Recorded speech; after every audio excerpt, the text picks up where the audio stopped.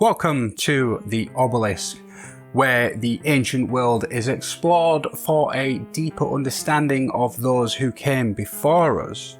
Now, parables shape civilizations. They teach us who we are and who we should be.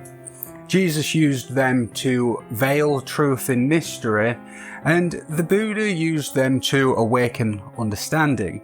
But before Galilee and before the Ganges, there was Sumer. Sorry to interrupt your video. This is the part of the video where I ask you to subscribe. Subscribe. Thanks. Back to the video.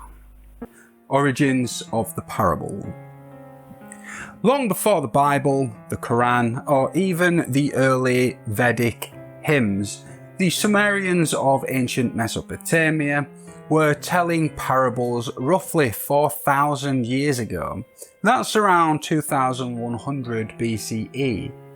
A scribe wrote down a poetic dispute between two trees, the tamarisk and the date palm. The tamarisk is a hardy desert tree with wispy, feathery branches and salt-tolerant roots. It thrives in arid climates and was prized in the ancient Near East for its cool shade, its durable wood, and even for the sweet sap that could crystallize on its bark, and a flaky sweetness gathered with the morning dew. Sometimes harvested as a primitive form of manna. Now, not that type of manna, not the video game manna glowing in blue bottles, but more like the mysterious substance described in Exodus 16:35. The Israelites ate manna 40 years until they came to the land where they could settle. They ate manna until they reached the borders of Canaan. This story was part of what we now call the Sumerian Disputation Literature, found in clay tablets from cities like Nippur and the very same region Abraham would walk later. These disputations were written in cuneiform, the wedge-shaped script used to record everything from trade records to cosmological myths. The parable itself. In this ancient tale, the tamarisk tree and the date palm are arguing over which of them is more valuable to the gods and to humankind. The tamarisk begins, "I stand tall, providing shade to travellers.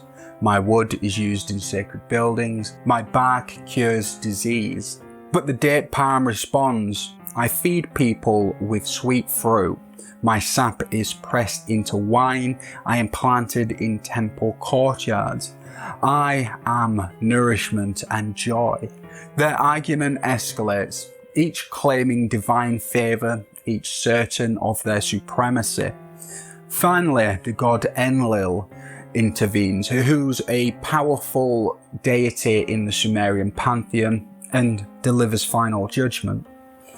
"Though both of you serve the world, it is the date palm that gives life. Her fruit nourishes, her presence blesses people. She is chosen." So it's rather short and rather rudimentary. Given that it's the oldest one that we know of, its complexity seems simple at face value. However, at its heart, this is a parable about pride, purpose, and perspective.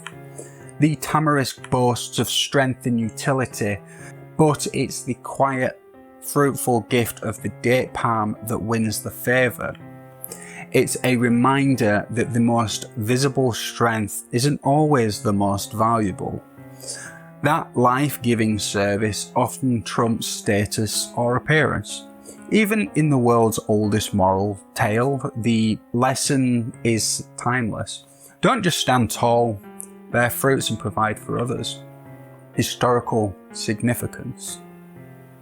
This parable is more than just a fable. It's the earliest example of using non-human characters to explore moral and philosophical questions. It predates Jesus' parable by nearly 2,000 years.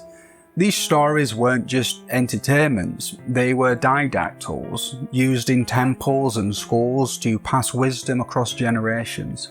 It shows that allegory, symbolism, and moral storytelling were already fully developed in humans' earliest civilizations. The religion behind it. The parable comes from the spiritual world of Sumerian religion, a polytheistic system where every force of nature had its own god or goddess. The god Enlil, who delivers the judgment, was one of the most powerful deities, a storm god, a ruler of the cosmos. Sound familiar? Check the video up here for a full breakdown of how YHWH is actually a storm god and how it links to other storm gods. To the Sumerians, trees, rivers, and even tools had spirits. Everything was alive, everything had a voice, and that's what makes this story so profound.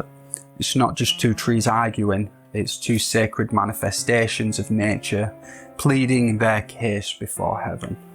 And that is the oldest parable we've ever found, a tale of trees, gods, and quiet wisdom echoing through 40 centuries.